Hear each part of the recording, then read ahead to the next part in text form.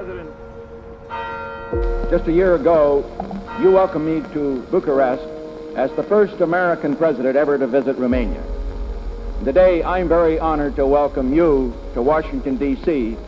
as the first president of Romania ever to visit the United States of America. While the coming of December once evoked warm sentiments for the upcoming celebration of the birth of Christ, it had been overshadowed by the harsh weather that was only going to get colder. One of the season's jokes was that Dante had been wrong, and that hell was not hot at all. It was, in fact, as cold as a Romanian apartment in winter. But even if the apartments were warm, Christmas was not celebrated. And even though 90% of Romanians belong to the Christian Orthodox faith, church bells did not ring. By the 1980s, the most celebrated day in Romania was no longer the birth of Jesus the Christ, but under compulsion, the birth of its dictator, Nicolae Ceausescu, who was aptly nicknamed the Antichrist. Președintele Republicii, tovarășul Nicolae Ceausescu.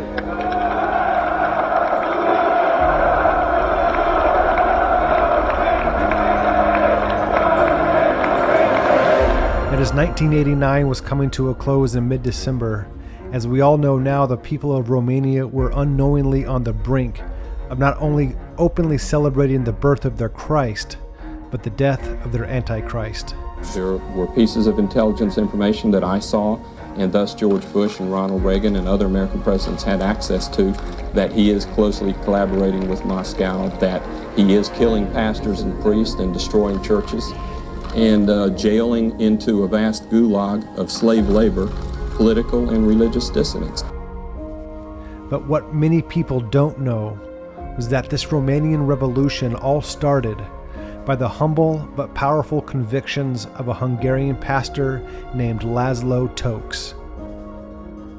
Only Romanians 45 years and older could remember the sweet sounds of church bells ringing, for under Nicolae Ceausescu's Romanian Communist Party, they were no more.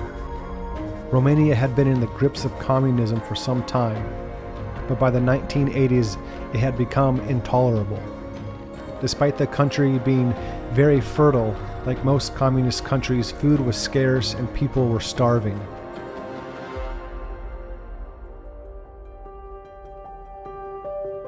Most of the nation's raw materials were being exported to foreign creditors to pay off debts that Nicolae had accumulated. Because of this debt, Nicolae's aim was to strengthen the workforce, causing Romania to reach a population of 100 million. To do so, he outlawed abortion and contraceptives. In the massive block apartments that housed the growing nation, hot water was only available one day of the week, and the electricity only worked when the government wanted it to.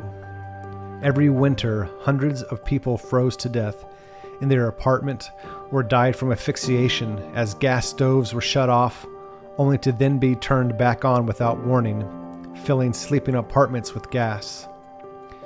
Meanwhile, the secret police, the Securitate, had made Romania into a police state. It is believed that 1 in 4 citizens would alert the Securitate of anyone suspected of being unloyal to the government.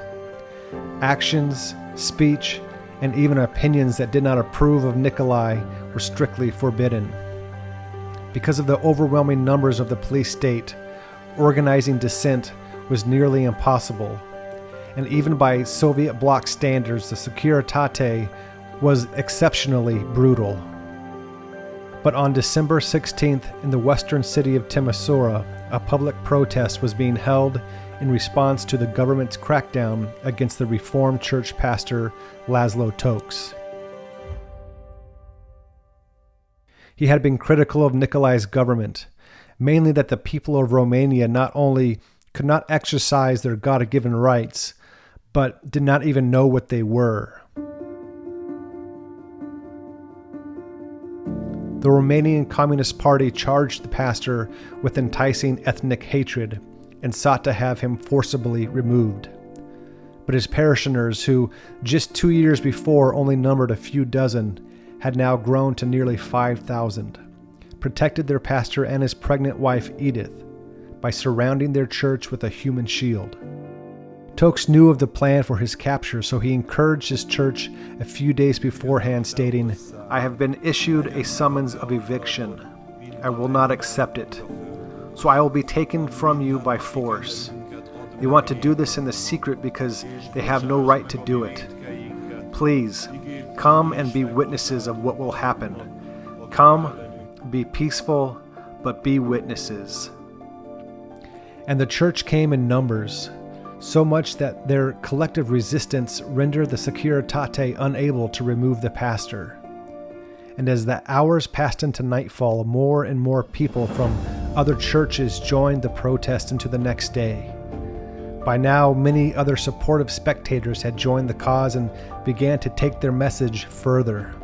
Within a day, the demonstration for the pastor sparked a protest in the city.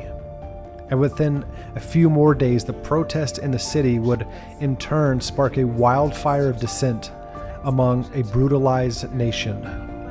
Pro-Romanian chants and songs that had been long outlawed broke out among the people. The crowd grew so large and cantankerous around the church that a large portion decided to take their protest to the central square of Timișoara. This was when the Securitate made their move. In the pre-dawn hours of December 17th, the secret police burst through the crowd, broke the church door, and captured Tokes and his wife. Just as fast as they had came, the secret police then disappeared into the darkness from where they emerged.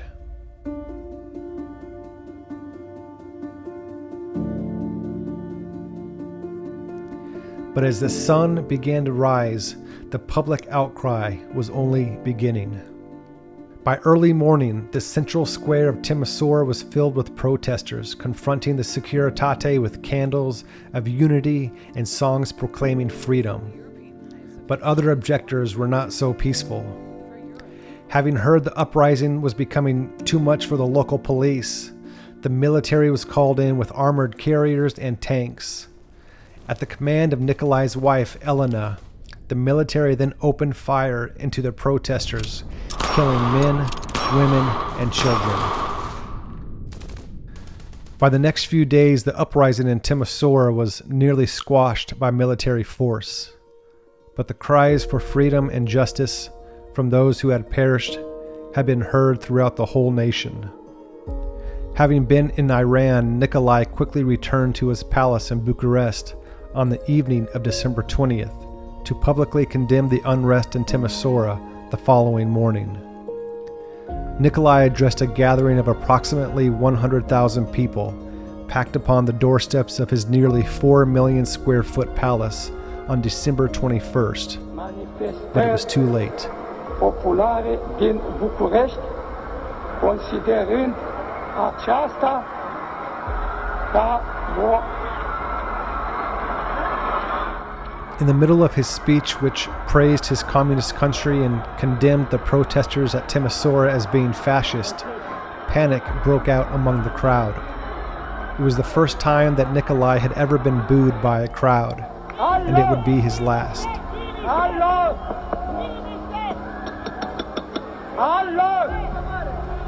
There was 3.5 minutes of confusion that interrupted the speech as the camera stopped visually recording. Whatever the mysterious disturbance was, it clearly signaled the end of Nicolae's reign. Confusion and violent protests continued throughout the night in Bucharest. The House of the Republic was being overrun. Around noon on December 22nd, Nicolae, his wife, and 4 others were rushed into a helicopter and extracted from their stately home. As a revolution was evident and now unstoppable, the military soon defected. The Ceausescus were forced to land and were arrested only 3.5 hours later. While all of this was taking place, a new government council was being formed and a military tribunal placed the couple in court-martial. They were charged with the genocide of 60,000 Romanians and other fiscal crimes. The trial, which was largely a spectacle, was held on December 25th.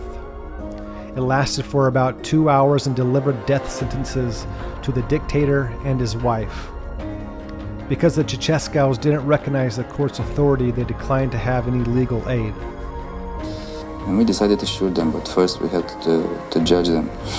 In my opinion, this judgment wasn't necessary, but for the general impression, we had to do it. Throughout the trial, Nicolae kept looking at his wristwatch, as if waiting to be rescued. It never came.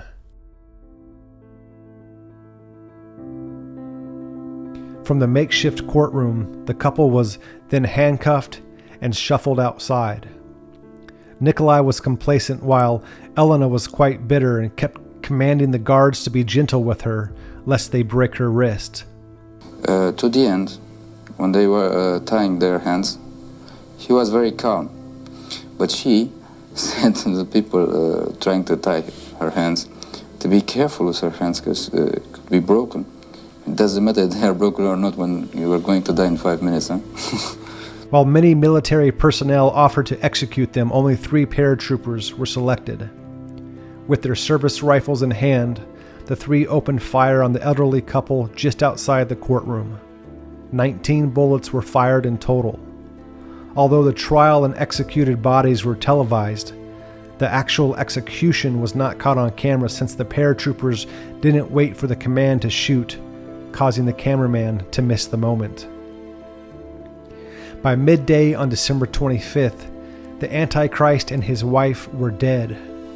And for the first time in 40 years, the streets of Romania were filled with people crying in sincere celebration. Makeshift Christmas trees were being erected, and throughout the country a familiar carol played as the church bells were once again ringing. But now they pealed more loud and deep, as if to say, God is not dead, nor doth he sleep. The wrong shall fail, the right prevail, with peace on earth, goodwill to men.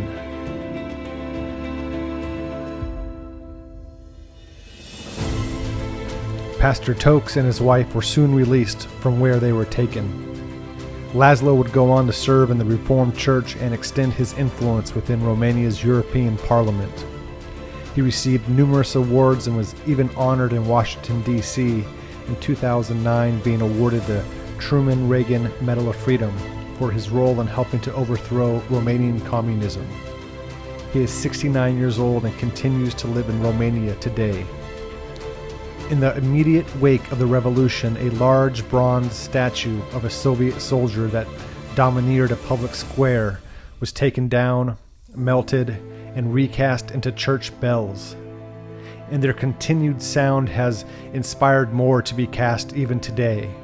In just 2017, Romania's Redemption Cathedral dedicated one of the biggest church bells in the world, weighing in at 25 tons. Half of Bucharest's nearly 2 million free citizens can hear it when rung. And hearing church bells when they ring is much more than just something we sense with our ears, but it's something that we can sense and we can comprehend within our hearts.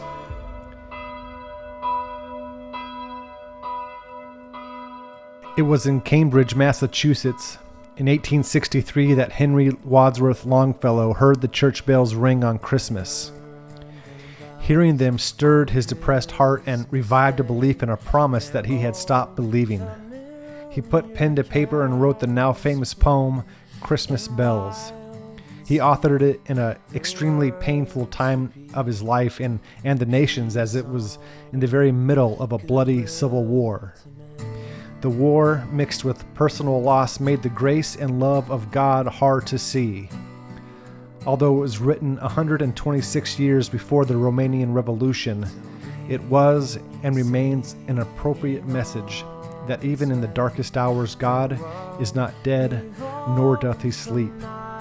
For at the very heart of Longfellow's poem, and the reason I believe it endures today, is the angelic promise that with the arrival of Jesus, God in the flesh, true peace on earth and goodwill towards men can be had. And this message was made for all mankind and for all times.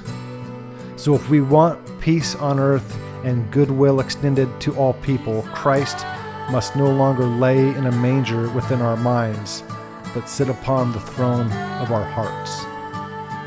That's my prayer for you. That's my prayer for myself. And I hope you have a great and Merry Christmas.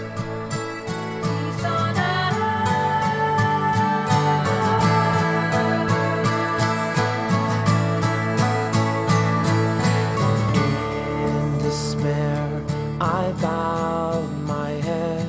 There is no peace on earth, I said, for hate is strong and mocks the song of peace on earth, goodwill to men, of peace on earth, goodwill to men. Peace on earth, peace on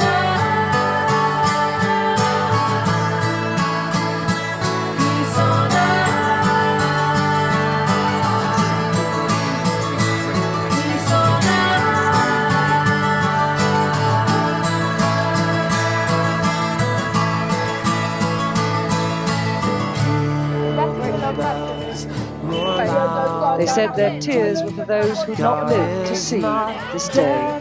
Nor does he sleep. The wrong shall fail, the right prevail, with peace on earth, goodwill to men. Thank you for listening. Please subscribe, rate, and review the podcast, but most importantly, share this episode with a friend. Also, in my notes, there will be a link to the beautiful rendition of Christmas Bells performed by my friends Cameron and Carly. Please check them out and spread the cheer. See you next time.